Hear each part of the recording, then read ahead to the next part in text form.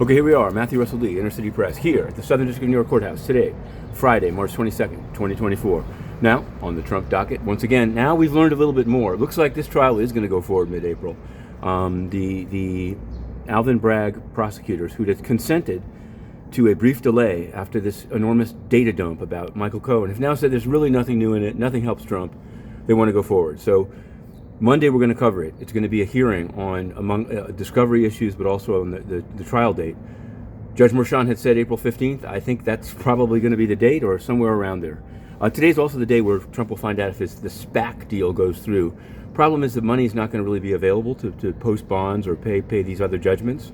But we're going to be covering that. We're covering it closely. Yesterday we covered the Nadine Menendez. Senator Menendez's wife Nadine was in court facing the conflict of her lawyers, or the fact her lawyers being called as a witness in the trial currently set for May 6th.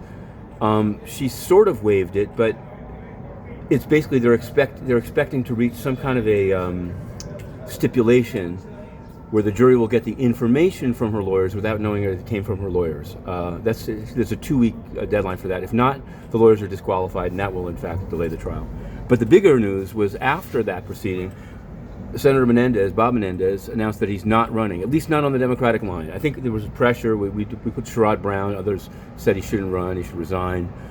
But he's left open the door to run as an independent. So we'll see. I guess if he's somehow exonerated in his trial, he'll come roaring back. You never know, like a phoenix.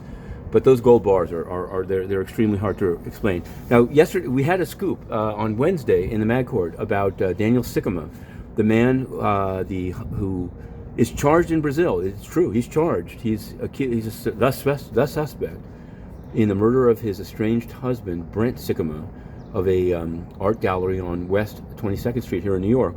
We wrote it up. We're following it closely. It's now been picked up by Brazilian press, by tabloids here, crediting Inner City Press. But the main thing is we're now really in touch with some press in Brazil, because why hasn't Brazil asked for his extradition?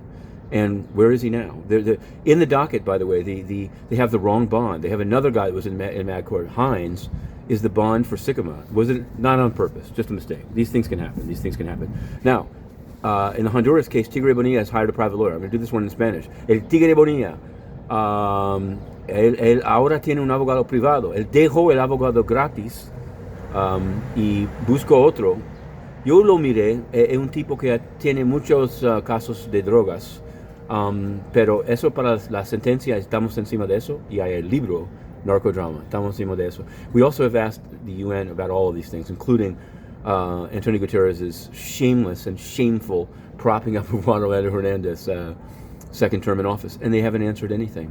Today in the UN, they're going to be virtue signaling, kabuki theatering around Gaza. They have failed on that, failed on Ukraine, failed more than anything on Darfur.